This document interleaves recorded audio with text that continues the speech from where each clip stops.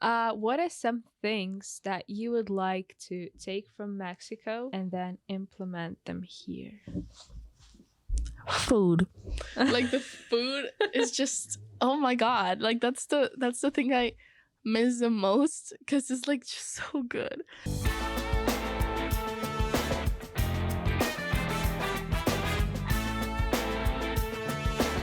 Hello and welcome to another episode of Voice Podcast by students to students. And today I have my wonderful friend Elaine with me, and we're gonna talk about everything that pretty much every international student faces when they come to Canada. Hi, Elaine. Hi. Hi. Thank you for having me. I'm so glad to be here. You're welcome. How was your day? It was pretty good actually. Like we had our math test back and we had like good results, so it was pretty good. Good. So tell me a little bit about yourself. Where are you from? Well, I'm from the center of Mexico, the center and the coast. So I was born in this place called Puebla, which is like basically the center. It's next to Mexico City. But almost all of my life, I've lived in the coast with my family. So I've lived in this place called Veracruz. Mm-hmm. So that's basically like where I'm from. Good. How do you like that? I love it. It's really different from here because like here, like in the coast right now, it's like 28 degrees. And here we are at like 2 degrees. So yeah, facing the cold is definitely being hard for me. Wow, good luck. You're in this February especially. Yeah. It's really windy and it's cold. It's like the worst weather. Yeah, that's what everybody tells me. I just hope I'm ready. Yeah. So why did you choose to come to Canada? Well, ever since I was a little kid, my parents have always like told me to like extend my horizons and like go to another place, and we started seeing Canada and how like the lifestyle is here and the job opportunities and even the life opportunities for like families. So I started traveling here like just for fun, and then I fell in love with the country and I was like, yeah, I definitely see myself like living here and making a life here.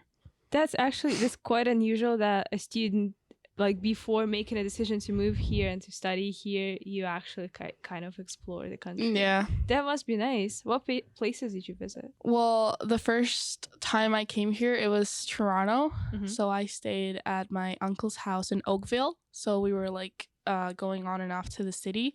And then my mom and I, we came to Montreal to learn French for 2 like summers in a row. And like I fell in love with Montreal.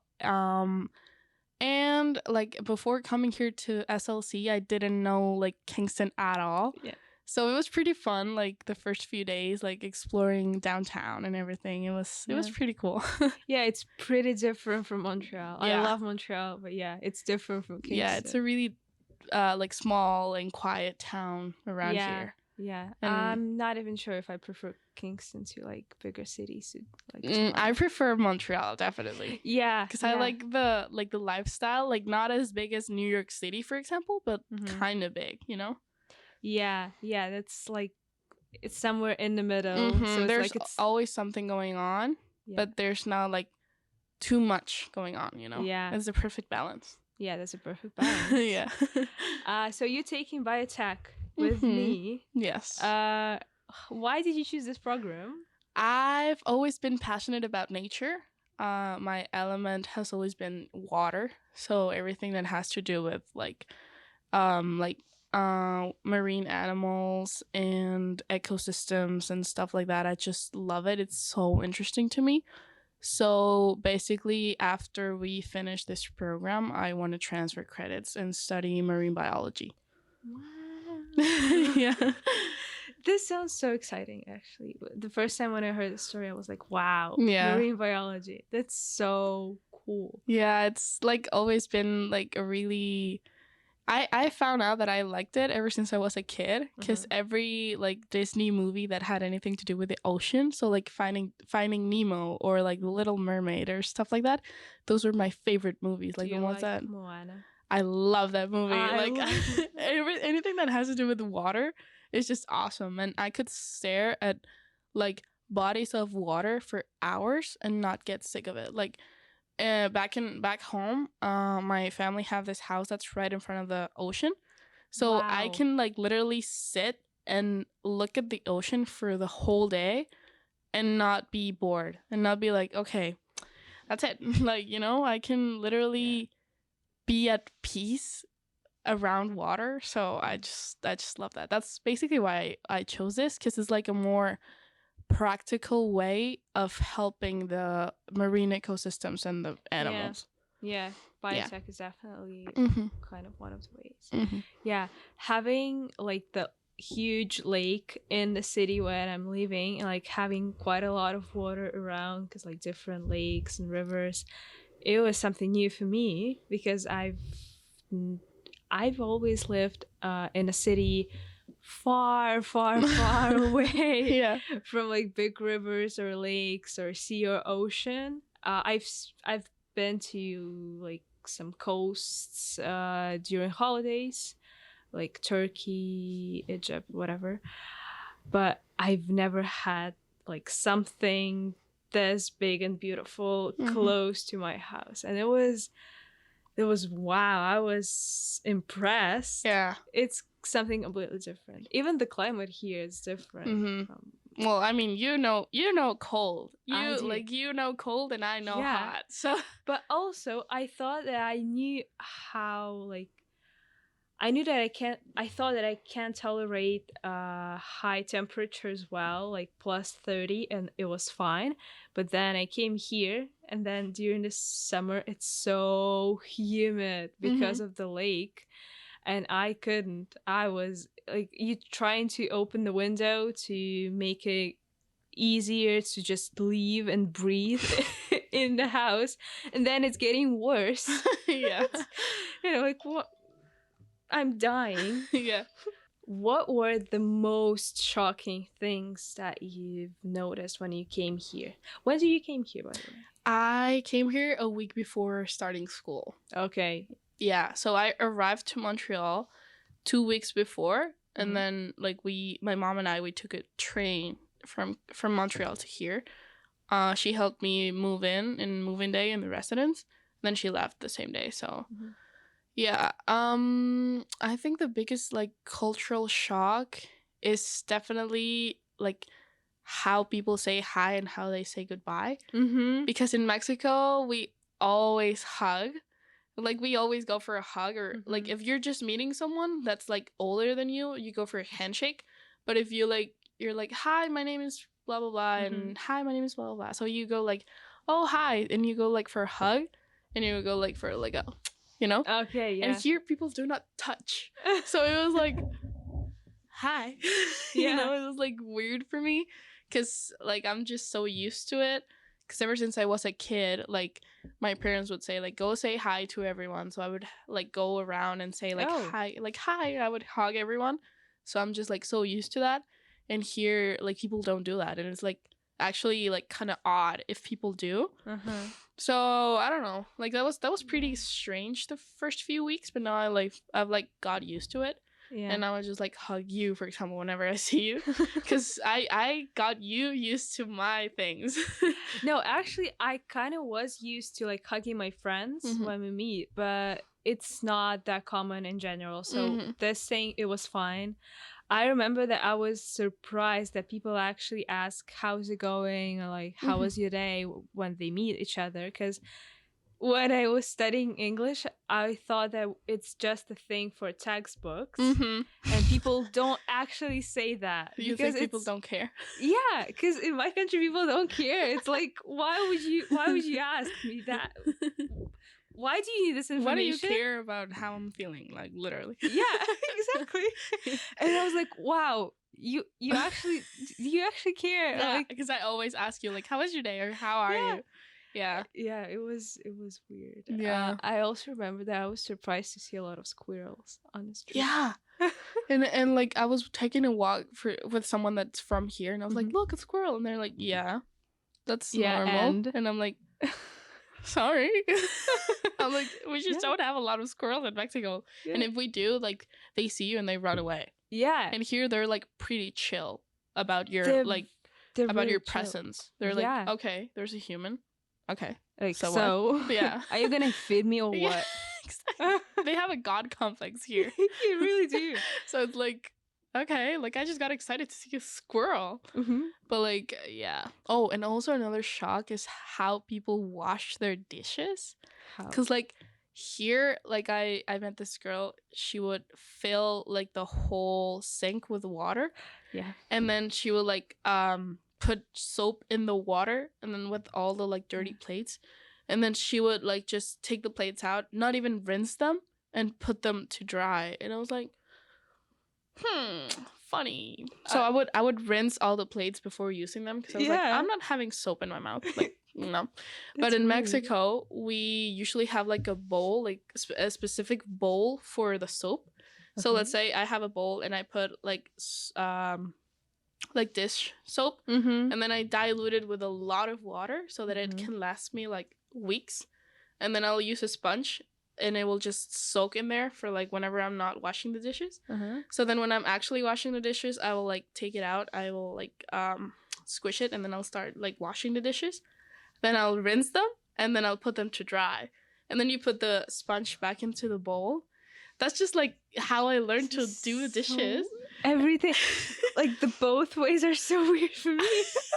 How do you wash your dishes? Well, first of all, yeah, I saw in cartoons, how those like animals or people, whoever wash dishes, how they like fill up the one sink, and then they usually have like two sinks. So one sink with soapy water, and then the other one just for rinsing the plates.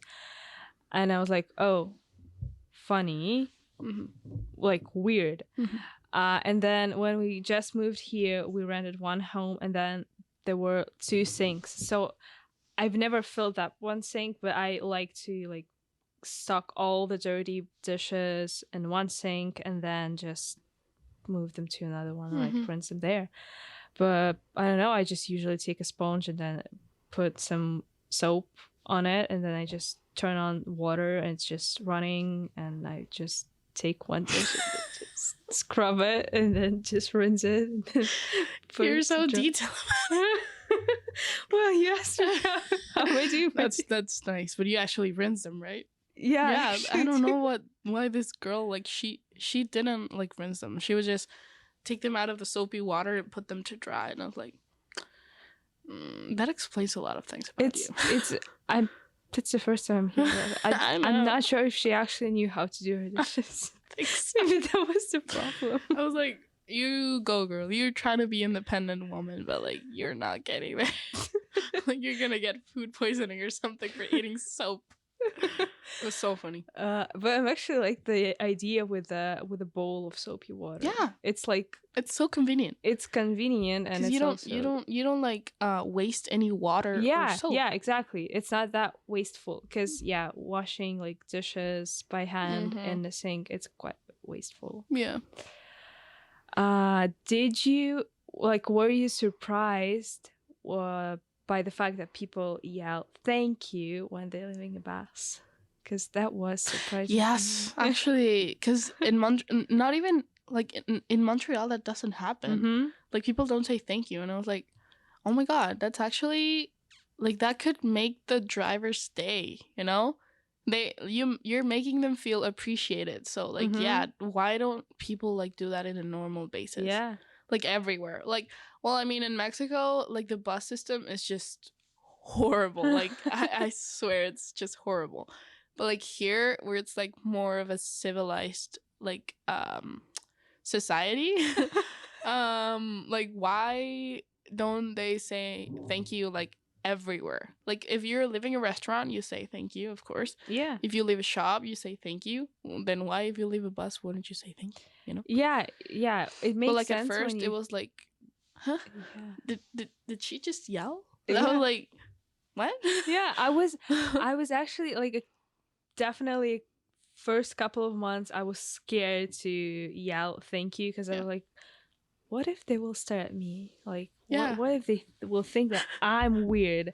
Even though I know that they will all yell thank you when they're Yeah. leaving a bus, and I won't. So Yeah. they will stare at me. Mm-hmm. But not that way. Yeah, I know. Yeah. Yeah. Has it ever happened to you that like you're just closer to the front exit, Mm-hmm. so you go there and the bus driver says no, exit the like in the back door? Mm-hmm. That happened to me once, and I was like, oh my god, I'm so sorry. Like I was like, please forgive me, sir. I just felt so embarrassed because it was like, I mean, it like the voice, the woman's voice, Mm-hmm. she always tells you to get out in the rear door Yeah. if possible. And it's like, I mean, it's possible, but I'm like, here, like, why would I Yeah, why walk would I all the go way? there? But like, okay, if you want me to go there, I will. Yeah. I'm sorry, I don't want to make your job so hard. Sorry. So I just left.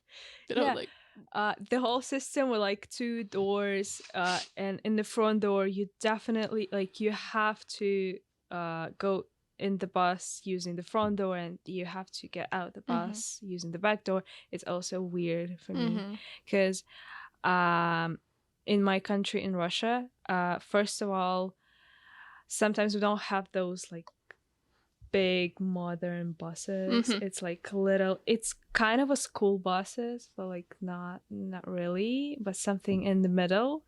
And so you get in wherever you want and you get off wherever you want, and do you like you pay have for to, it? you have to come to the driver and pay for it like on your own. It's not like it's obligatory before like going on board, you have to pay. So that's why a lot of people, especially if it's a rush and like there are a lot of people on the bus, somebody can get in the bus using your rear door, and then they just like hide there.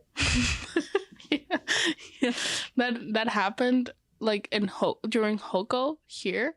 Like I was taking a bus because I was going grocery shopping. I wasn't even going to Hoko, and there were this like 2 girls, and they got in like as a lot of people were getting out, they got in. Yeah. And the driver noticed, and he was like, I'm not moving this bus until you come here and pay. And Wow. I was like, please just go pay. Like, yeah. Please. It's like when you're in school and the teacher just like keeps like shutting you, and then she's like, leave, and you're like, no, please, like I will be silent, and she's like, I won't continue my class until you leave. And then everyone's like, just leave. Yeah. I was feeling like that. I was just like, just pay. Like, just pay. It's like 75 cents. Just pay. You just remind me my biggest childhood trauma. Oh my god. That's a funny story. Okay. We had like an open bio class. So we had like people from other teachers from other schools or something. They like came to our school to like see how our teacher teaches us, whatever. Yeah. And I loved biology. I was in 7th grade, and I was a perfect student, like all the perfect marks, everything like that. And then I was never late. And she's like, don't be late for that class because that's important. So like I have to look perfect. So don't be late. And that was the first time I was late. Oh, and, no. No. And I look at the door and I'm like, please, can I come in?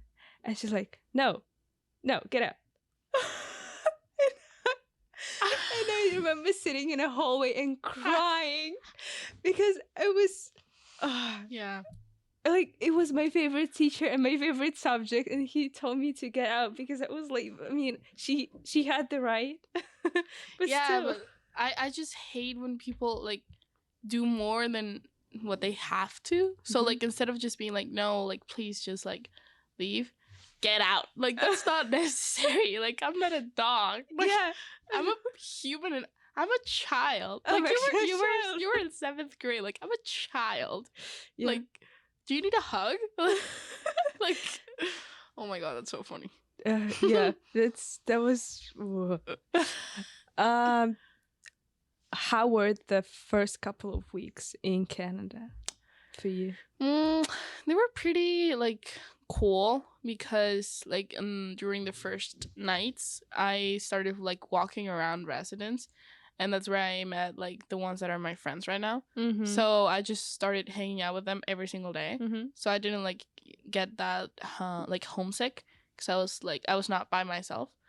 Um but then everyone always says like the third week you're away from home, that's where you get the homesickness. And I was like, no, like that's not gonna happen. It does.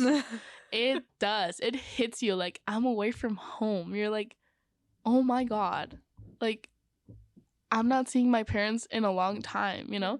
It just like the reality just hits you because the first 2 weeks are like, oh my god, this is like vacation. This is literally exactly. And like you don't realize that it's not actually a vacation. You will actually like you won't go back in 2 weeks.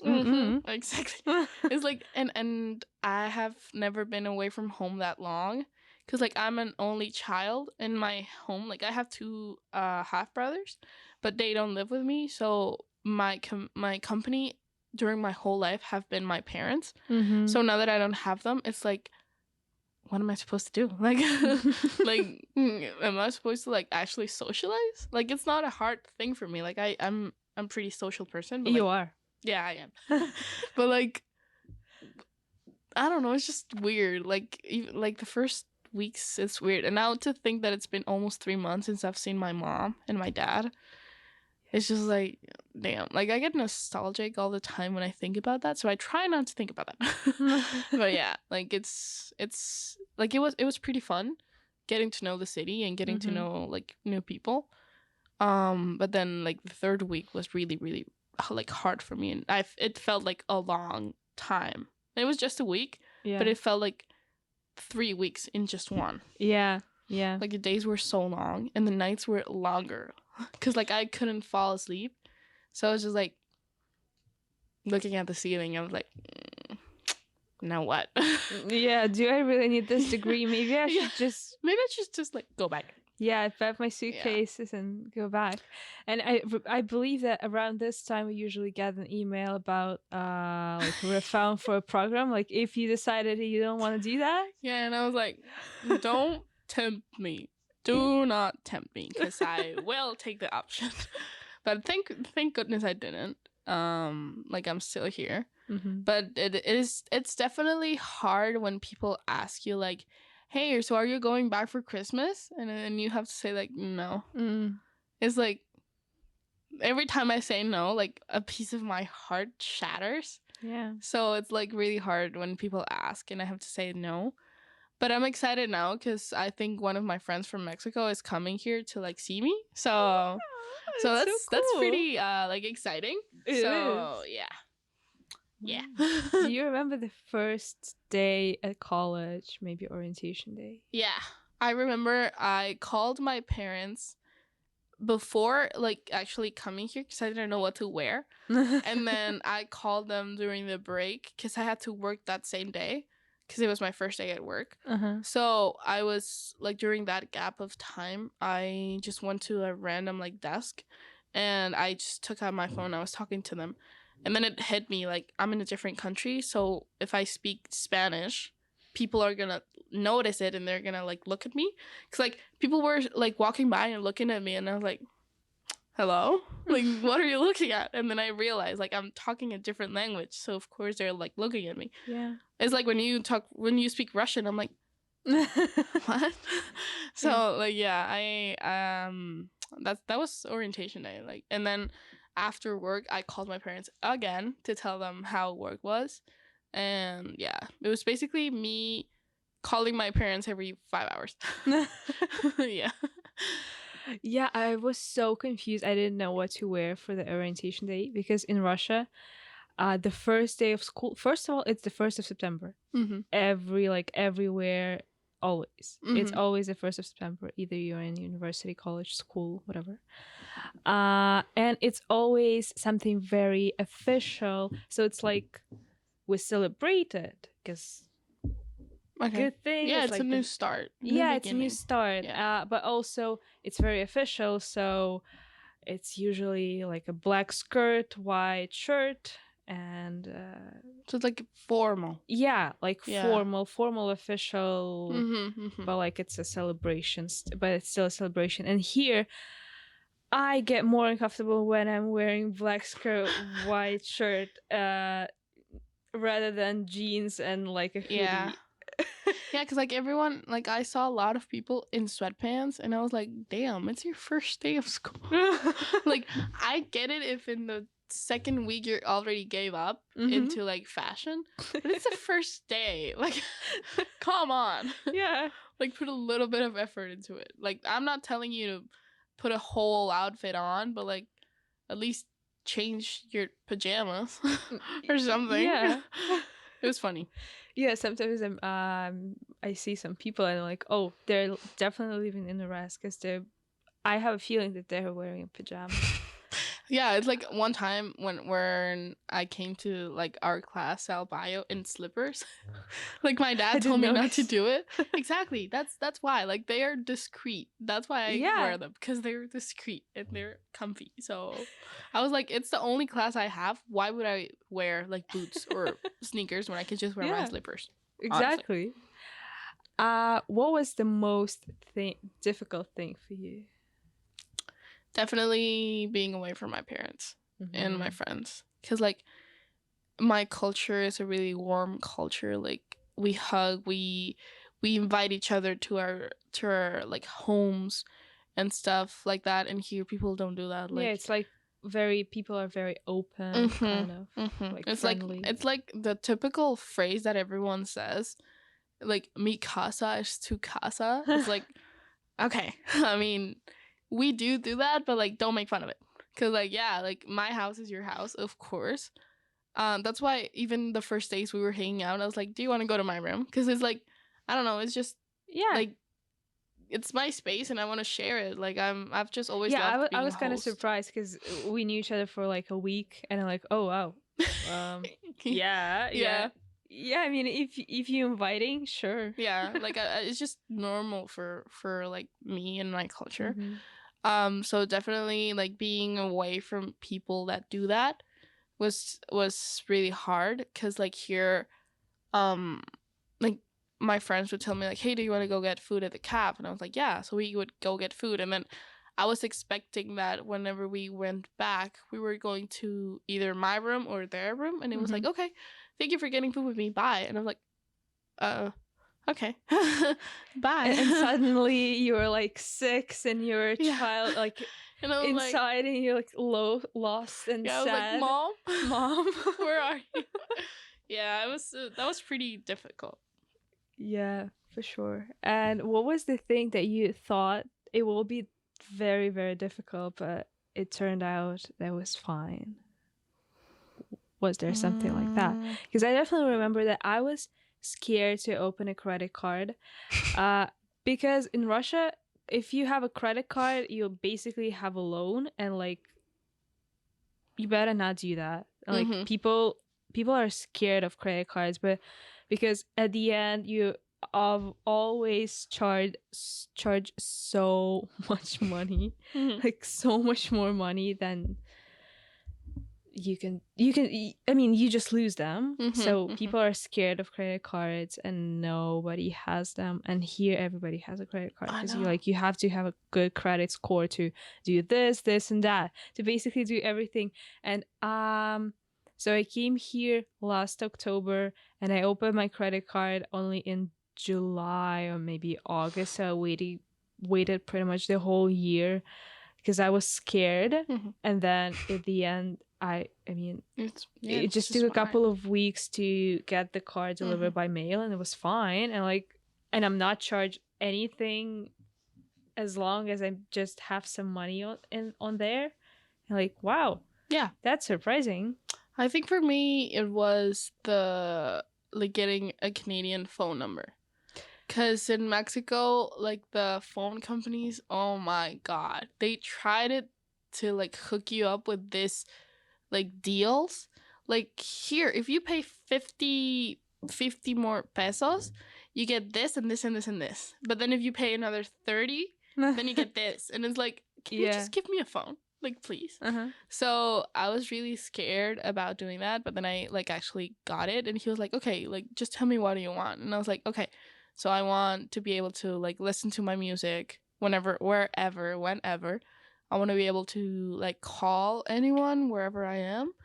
And like I just want some like data. I don't know how to say Data. Yeah. data. Or maybe data. I Yeah. don't know. English my second language. Yeah, mine too. So like I just needed to like maybe like watch Instagram while I'm on the bus or something. Mm-hmm. It's like, okay, so I'll give you this plan. And he even gave me the option of keeping the last 4 digits of my Mexican number. So I was like, oh, so that's gonna be easier for me to memorize. So I was like, okay, perfect. So yeah, I was pretty scared about it because I didn't want to get into the whole like I will offer you this and this and this and you can choose. He was so helpful. He just gave me like what I needed and that was it. And I was like, okay, thank you. I actually had an opposite story about getting Canadian phone number. Oh, really? Yeah, because in Russia, I don't know why, but there's so many companies that offer you all the like data and service, like mobile phone providers, SIM cards, stuff like that.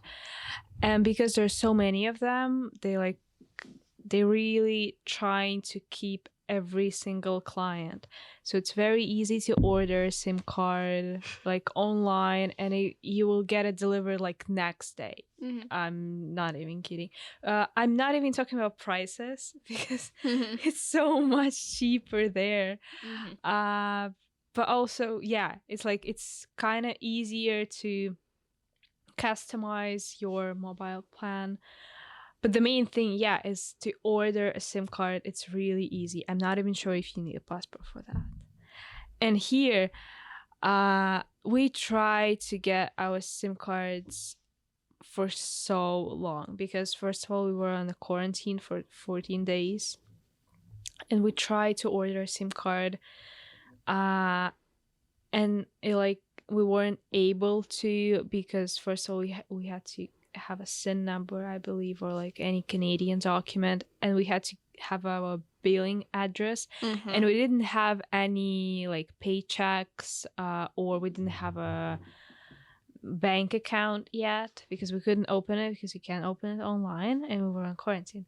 And you had to have a billing address to order a SIM card, and we didn't have any proof of our billing address. And then when we ordered a SIM card, the first time we ordered 2 SIM cards and then we couldn't activate them. Because there was only one office of the company in Kingston, and it was like closed. Or something was wrong with it. I'm not sure what exactly, but something was wrong with it. So we had to order 2 more SIM cards from a different company, like paying for it as well. And only then we could somehow activate it. That sounds so stressful. No, like mine was done. Really stressful. Mine was done in 10 minutes. Like I kid you not, 10 minutes. I'm pretty sure that if we would actually go and buy it in person, it would be way easier. But I used to have a lot of stuff online. I used to have like a app for my bank where I can do wherever I want. Literally, I'm pretty sure in some bank apps you can like read and use about currency and like stuff. And here I can do e-transfer and transfer it with my accounts, and I can deposit a check, and that's it. And like yeah, it doesn't look like a modern bank app. So yeah, I used to do a lot of stuff online, and so I had to kind of try to do stuff in person again. Yeah, I get that. My parents, they don't trust like online stuff. Like they never let me buy stuff online because you're gonna get scammed, and they're gonna like charge you more for nothing. And I'm like, no, they're not. But like, of course, like I was supposed to do what they told me to do because they were the ones with the money. But like right now that I'm earning my own money, like I can actually do whatever I want. Which is fun. Yeah, it's really cool. What are some things that you would like to take from Mexico and then implement them here? Food. Like the food is just, oh my god, like that's the thing I miss the most, because it's like just so good. And the concept that people have of Mexican food is so wrong. Like the fact that people think that tacos actually have sour cream. I have never had sour cream in a taco before in my life. Like back What in do Mexico, they have? they just have like the tortilla and then the meat, and then you can put like cilantro and onion, and you can put like guacamole or like just lime or salsa, and that's it. Like you don't need cheese, you don't need sour cream, you don't need all of that. You don't need beans. Like we don't put beans in tacos. Like I think that's such an like stereotypical thing that people associate Mexicans with corn, beans, and rice. It's like, I mean, yeah, we eat it a lot, but like not together. Like, why would you assume they go together? You know? So like, I would actually love to have like an actual Mexican food place where people can know what Mexican food is like. And because yeah, like whenever I tell people like, oh yeah, I'm from Mexico and I like miss tacos, they're like, oh my god, but like Taco Bell? And I'm like, no. Not just Bell. no. Have you explored any Mexican food places? I'm pretty sure you can find at least one. I have not here, because the only place I saw that was Mexican was something called the Burrito Company, and we don't really eat burritos. Like you can have them, yes, of course, but like it's not a typical food in Mexico. So I haven't tried that, and I haven't really like had the time to like Google like Mexican restaurants in Kingston.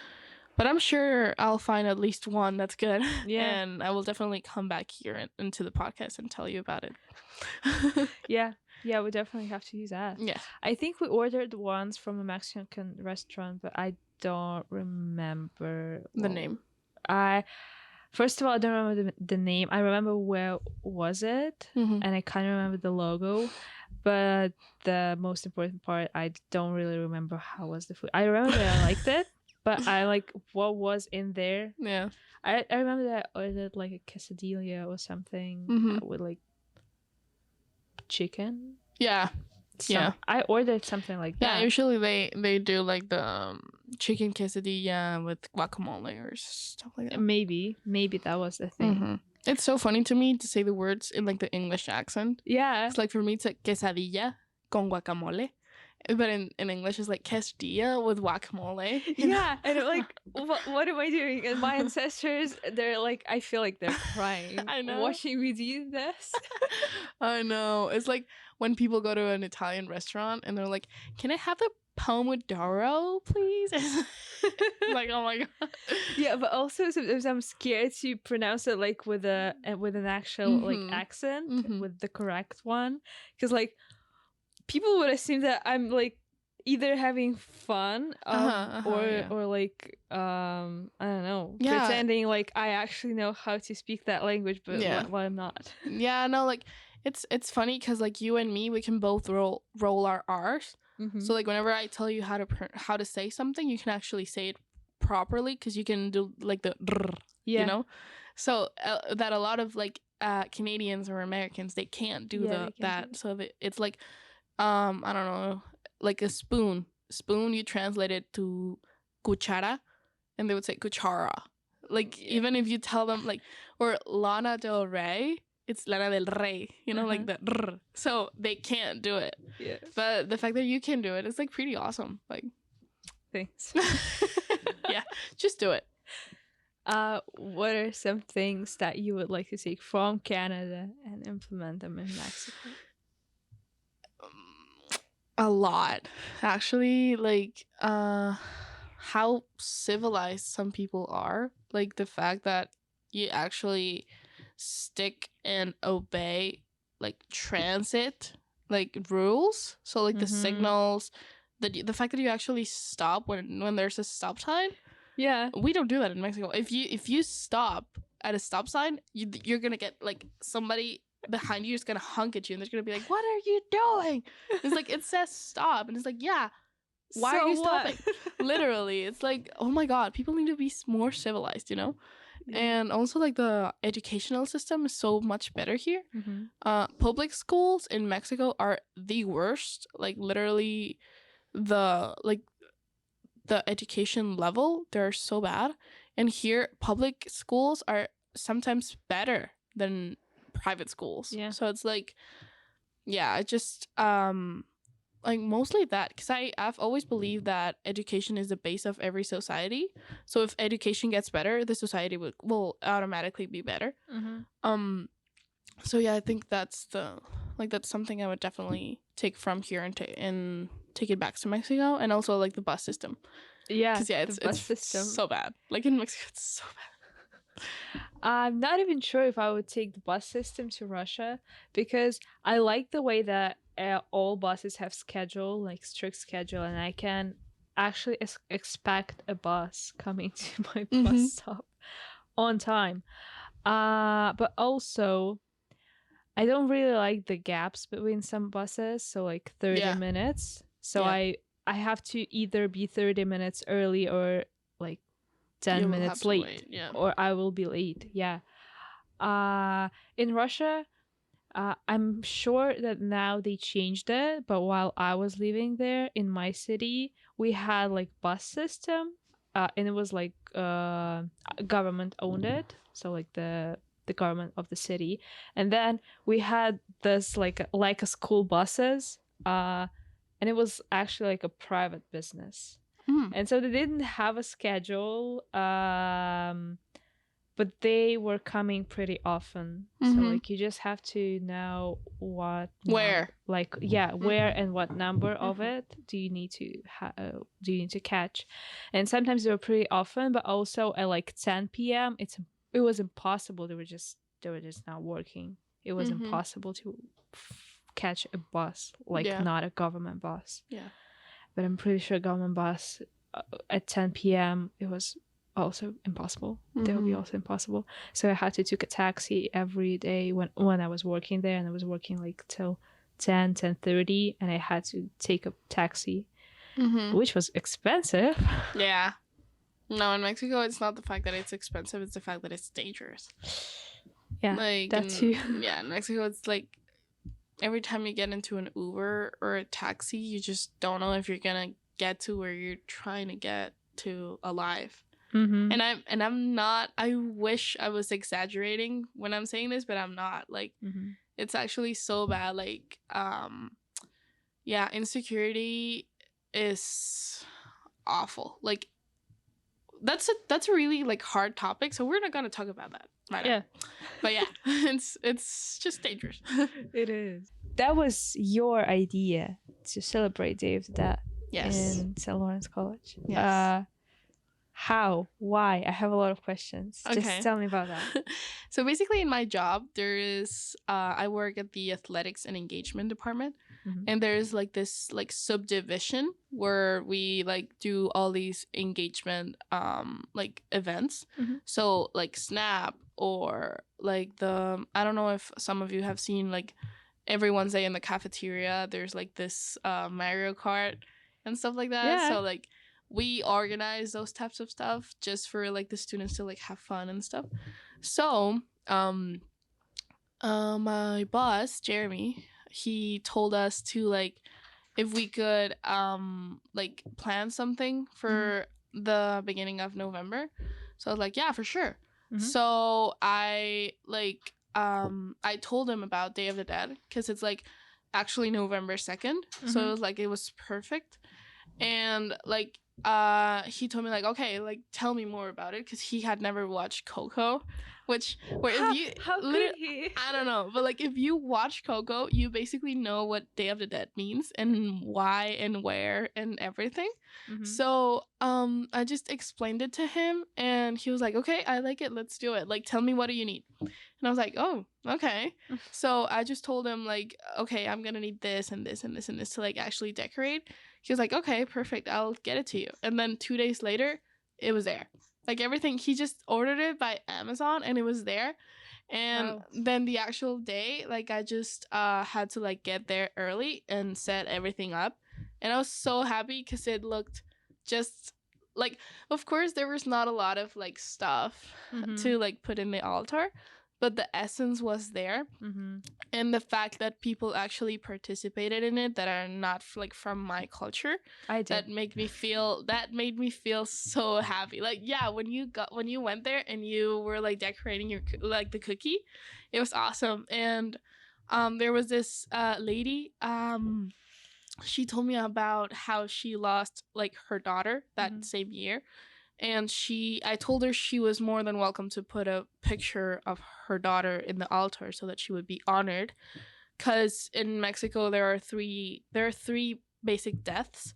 So the first death is when you give your last breath. That's when you like go away from the living world. Second death is when you get buried, because it's when you're returning to the basic element of life, which is soil. And then the third and final death is when people forget about you. And that's when you actually like vanish from existence.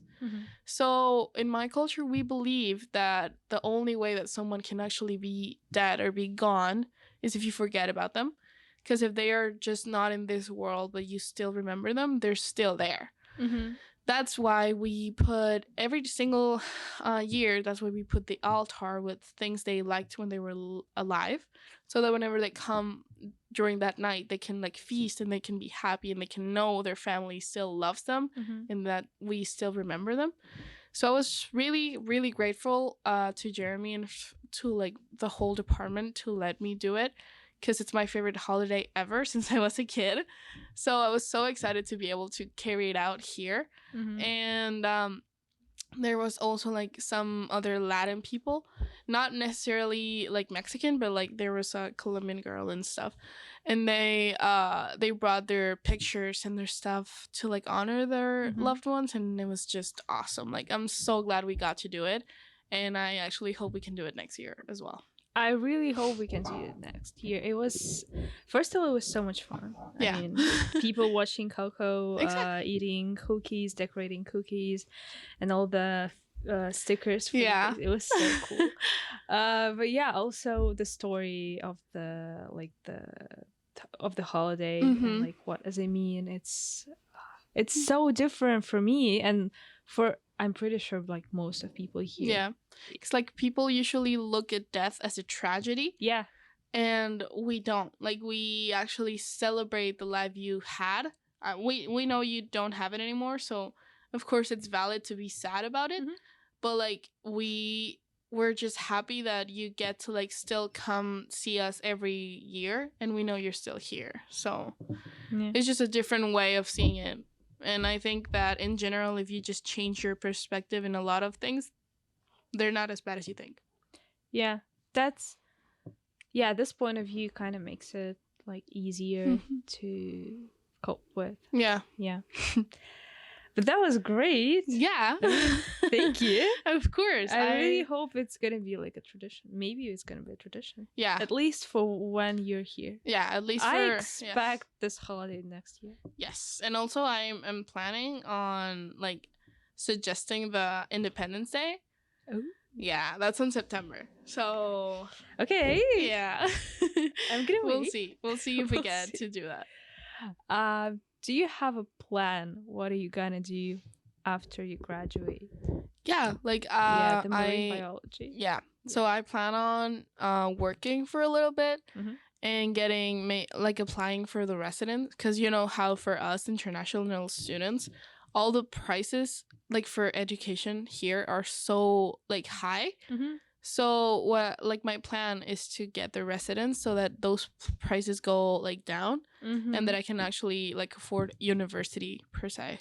Yeah. So I plan on working for like 3 years maybe, and then like actually applying for university in Newfoundland.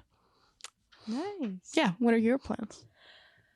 Oh, I'm not sure if if I want to take a year in Ireland. The one that in biotech program, if you didn't know, we have an agreement with the University of Sligo, and I believe it's called somehow different now. It's like IUA? it's not IT Sligo anymore. It's like Atlantic University, and like it's a part of it. And you actually can get your bachelor degree in 1 year in Ireland in medical bioscience, in medical biotechnology. It sounds promising. So like I take 3 years here and then 1 year there, and then I have a bachelor degree, and then I have a lab experience, and I hope I'm gonna have some work experience. Yeah, and you also like travel. And you also travel. Yeah, because exactly. actually like exchanges, they give you so much knowledge, and not They do. only just like academic knowledge. They help you grow as a person so much. Exactly. Like it's just crazy how much you can learn from a culture just by sitting down and talking to someone. Yeah. It's like here, like when we were talking about the alphabet, like your alphabet and my alphabet is just so different. My alphabet is weird. Yeah, it is. It definitely People is. are confused when they see it. Yeah. But like for me, you have also, a 3. You have a number 3 in your it's alphabet. Z. It's 3. It's not. It's a little 3. It's a baby 3. It's Z. Z. Z. Yeah. And also the letter J. The one with like that looks like a bug. Oh yeah. 6. No. You actually have to show them like a picture of the letter. Yeah, I really should. Oh.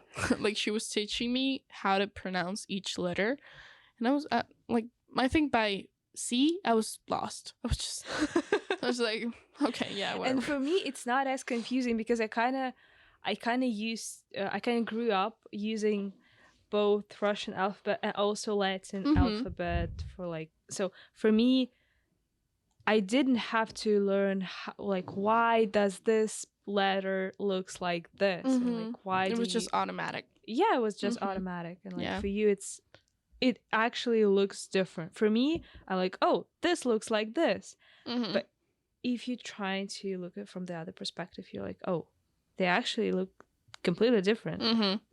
Where are the similarities? Yeah, because like for example, in English and in Spanish, the only difference is one letter, which is the ñ, which is the N with the little like wave dash. Yeah, so like that letter is pronounced ñ, but like there is no word in the English language that uses that. But it was really easy for me because it's like that's the only difference. Like that letter is the only difference. Like everything else is just the same. It's A, B, B. You know, like it's just basically the same. Yeah. But yeah, when you showed me yours, I was like, damn. Yeah, it looks confusing. Yeah. Well, thank you so much for joining me and having this wonderful conversation. Of course. I'm so glad you invited me. Thank you so much. I hope you enjoyed this episode. You can watch it on YouTube. You can listen to it in Spotify or in Apple Podcasts. And new episodes are released every Tuesday at 2 p.m. And I hope you enjoyed listening to this pretty chaotic podcast about life of international students, and we will see you next week. Bye.